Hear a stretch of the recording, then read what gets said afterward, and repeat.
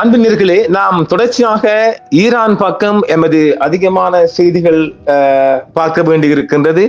செய்திகள் உள்ளும் வெளியும் வந்த வண்ணம் இருப்பதால் பல செய்திகளை அரங்கேற்ற வேண்டிய தேவையும் இருக்கின்றது. இப்பொழுது ஈரானின், அதாவது அமெரிக்காக்குள்ளிருந்து 40 ஈரானிய சிட்டிசன்ஷிப், அதாவது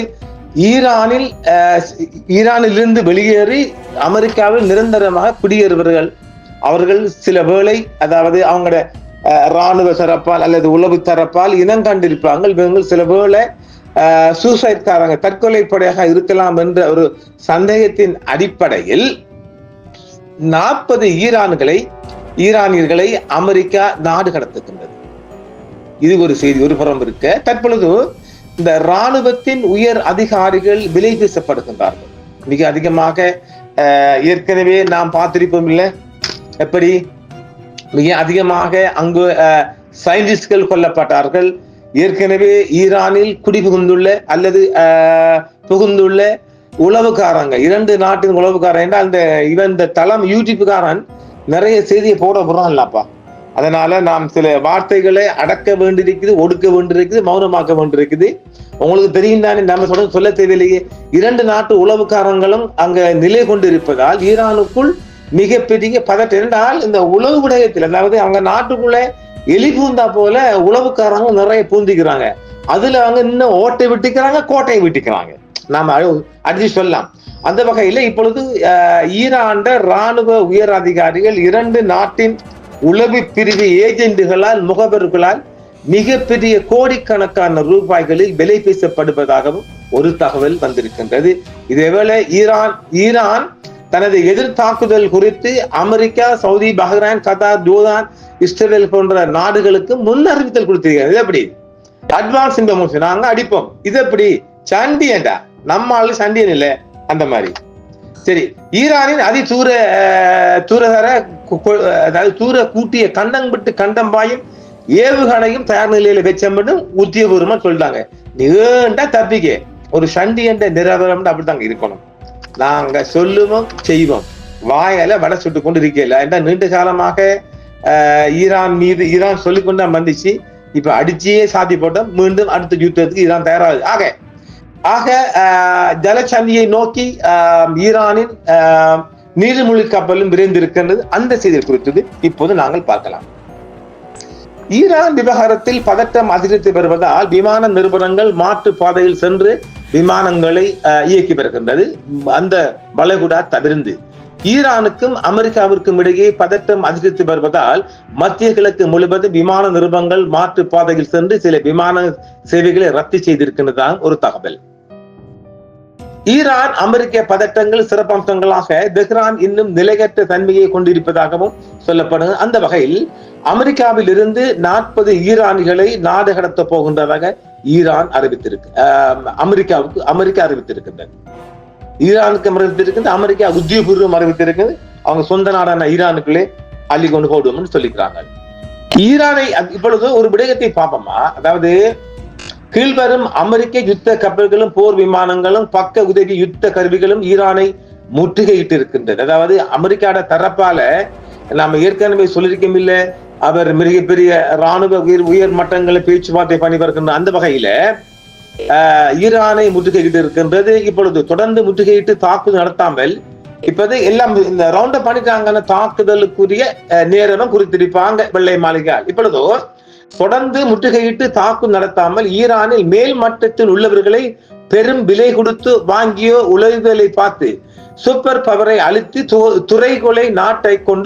துறைகளை கொண்டு நாட்டை காப்பாற்றுவதே அவர்கள் திட்டம் என்றும், இதற்கு இடம் கொடுக்காமல் ஈரான் முதல் அடி கொடுத்து போரை தொடர்ந்தால் மட்டுமே காப்பாற்றலாம் என்றும் ஒரு கருத்து நிலவுகிறது. ஈரானை தாக்குவது என்றால் அமெரிக்காவின் குறுக்கு வழி என்று பார்த்தோம்னா இதற்கு வெனிசுவேலா ஒரு எடுத்துக்காட்டா பார்க்கலாம். எந்த ஒரு நாட்டின் மீதும் நேர்மயமாக போரிட்டு அமெரிக்கா இஸ்ரேலும் வெற்றியான சரித்திரம் எங்கேயும் இல்லையே. போடமெல்லாம் அங்க தோத்துட்டு வர, அதாவது இந்தியாவோட ஏர் இந்தியா சேவைக்கு தானே போடமெல்லாம் உளுந்தொழுங்கிட்டு வந்து மக்களை கொள்றது, அது ஒரு சாதனை, சோதனை. அப்புறம் அமெரிக்கா இருக்காருல்ல, அவரு போடம் எல்லாமே பார்த்திருப்போமே, வியட்நாம்லயும் தோத்தாங்க, ஆப்கானிஸ்தான்லயும் தோத்தாங்க. வியட்நாம், ஆப்கானிஸ்தான் நமக்கு மிக கிட்ட உள்ள எடுத்துக்காட்டா பார்க்கலாம். தோத்து வந்து குறுக்கு வழியில பிடிக்கிறது. இந்த வக்கீல்மார் குறுக்கு வழி தெரியுங்களா? வக்கீல்மார் அநேகமா நீதிமன்றங்கள்ல குறுக்கு வழி வேற புத்தி குருமையா இல்ல, கள்ளத்தானே நொடுக்குத்தானே முடுக்குத்தானே லொடுக்கு மாதிரி முடிச்சு மாதிரி இந்த மாதிரி தன்மையில கூடுதலாக வெற்றி பெறுவாங்க. அந்த வகையில இப்பொழுது அதாவது வெனிசுவேலா எடுத்துக்காட்டு சொல்ல, எந்த ஒரு நாட்டின் மீது அதாவது நேர்மையாக போரிட்டு அமெரிக்காவும் இஸ்ரேலும் வெற்றி அடைந்த சரித்திரம் இல்லைதானே. அதாவது ஈரான் போன்ற நாடுகள் முன்கூட்டியே அறிவித்து விட்டு தான் தாக்குவார். இது அவர்களது நேர்மையை காட்டுது. ஆனால் ஈரான் மீது போர் தொடுக்க அமெரிக்கா துணிந்தால் ஈரானிய ராணுவ உயர்மட்டம் அந்த மட்டங்களை இருக்கிற உயர் மட்டங்களை அமெரிக்கா இஸ்ரேலின் உளவு தாவரங்கள் ஆழமான ஊடுருவல் செய்வதான் அந்த மாதிரி செஞ்சுட்டாங்களாம். இதற்கு ஏராளமான பணம் வழங்கப்பட்டிருக்கும். இதனைத்தான் குறுக்கு வழி என்று நாமும் சொல்லலாம். கடந்த 3ஆம் தேதி வெனிசுவேலா நாட்டுக்குள் புகுந்த அந்த நாட்டின் அதிபரை கடத்துவதற்கான நடவடிக்கையின் போது ஜனாதிபதி மதுரோவின் பாதுகாப்பு பிரிவினர் உட்பட ஏராளமான இராணுவத்தினர் துல்லியமாக குறிவைக்கப்பட்டனர். அத்துடன் வான் எதிர்ப்பு அலைகள் அனைத்தும் எதிர்ப்பு நிலைகள் அனைத்தும் அமெரிக்க விமானங்கள் அளிக்கப்பட்ட பின்புதான் ஜனாதிபதி கடத்தப்பட்டார். அவ்வாறுதான் வான் எதிர்ப்பு சாதனங்கள் செயல்பாடு இருக்கும் போது இலகுவில் அதனை அளிக்க முடியாது. வெனிசுவேலா நாட்டில் ராணுவ கட்டளையிடும் உயர் அதிகாரிகளுக்கு பெருந்தொகை பணம் வழங்கப்பட்டு வான் எதிர்ப்பு சாதனங்கள் செயல்படாமல் நிறுத்தி வைக்கப்பட்டிருந்தது இதற்கு காரணம். ஆனா இது ஈரான்ல கொஞ்சம் கஷ்டம். இதே போன்றுதான் ஈரான் மீது தாக்குதல் நடத்தி வந்தால் அங்குள்ள வான் பாதுகாப்பு நிலைகள் முதலில் குறிவைக்கப்படுமாம். அதன் பின்புதான் ஏவுகணை தளங்கள் அளிக்கப்படுமாம். இது கொஞ்சம் சிரமம். ஏனென்றால் எனவே ஈரானுக்குள் ஏற்கனவே 2 நாட்டின் உளவு தாவனங்களும் அவற்றின் ஊடுருவல் பலமாக இருக்கின்றது என்பதாலும் பல உயர் ராணுவ அதிகாரிகள் அணு விஞ்ஞானிகள் ஏற்கனவே கொல்லப்பட்டாங்கல்ல, அந்த ஸ்டைல் இப்படியும் கூறப்படுறாங்களாம்.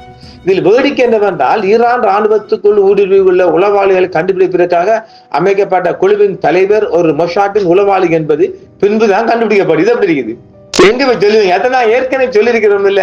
ஆனா மோட்டு தாடி கூட்டங்கள் உங்க நாட்டுக்குள்ள இருக்காண்டா அதாவது கிலோமீட்டர் கணக்கில் இருக்காங்க. இதை கண்டுபிடிக்கல. இப்ப என்ன வந்து பாருங்க, இது டபுள் என்டிசாரம் பாருங்க. இதுல வேடிக்கை என்னவென்றால் ஈரான் ராணுவத்துக்குள்ள பாருங்க, ஈரான் ராணுவத்துக்குள்ள ஊடுருவிக்கின்ற உளவாளிகளை கண்டுபிடிப்பதற்காக அமைக்கப்பட்ட குழுவின் தலைவர் ஒரு மொசாட்டின் உளவாளி. இது எப்படி?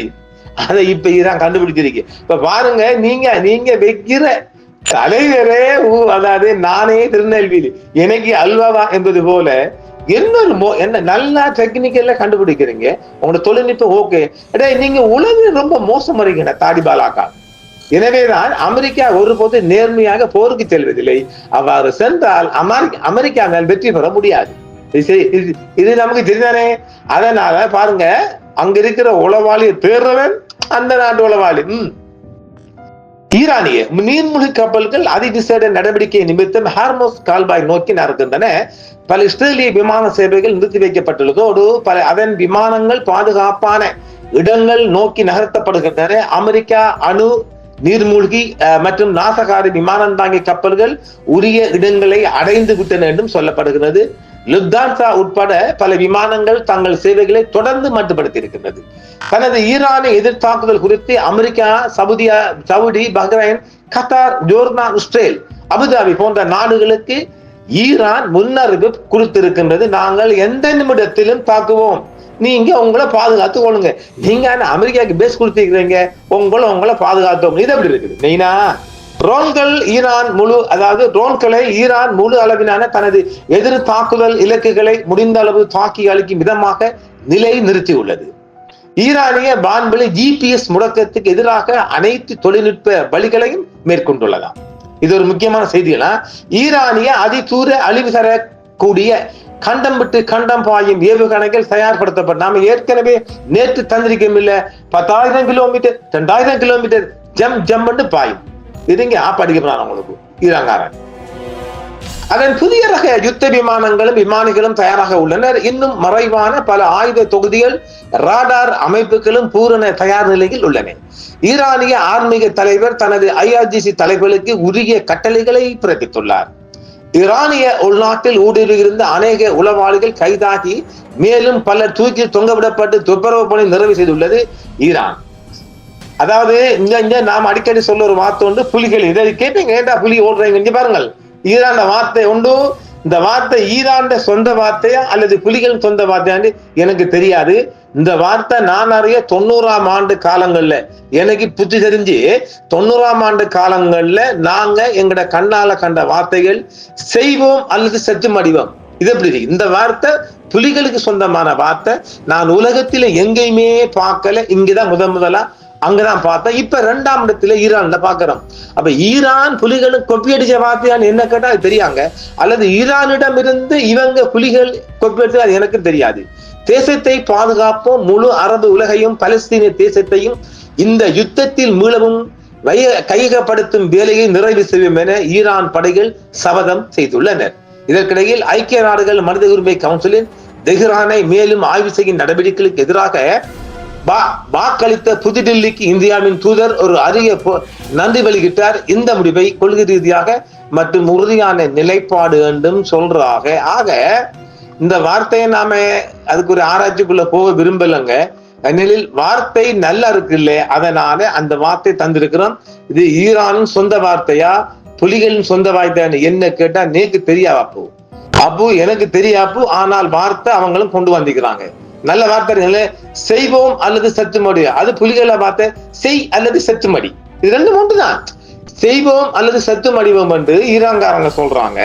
புலிகளை வார்த்தை செய் அல்லது சத்துமடி என்றுதான் புலிகள் ஒவ்வொரு புலிகளின் போர் வீரர்களுக்கும் அது கொடுக்கப்பட்ட பயிற்சி. பார்க்கலாம், வளைகுடா யுத்தம் எந்த நிமிடத்திலும் நடக்கிறதுக்கு அதிக வாய்ப்பு இருக்கு. பார்ப்போம். நன்றி. என்றும் உங்களுடன் சன்ரைஸ் இந்தியா டிவி சப்ஸ்கிரைப் பண்ணுங்கள், பெல் பட்டனையும் கிளிக் செய்யுங்கள். உங்கள் ஆதரவே எங்கள் சேவை. ஆதரவு தாருங்கள், அரவணைப்போம். மறக்காம சர்ப்ரைஸ் பண்ணுங்க. தேங்க்யூ.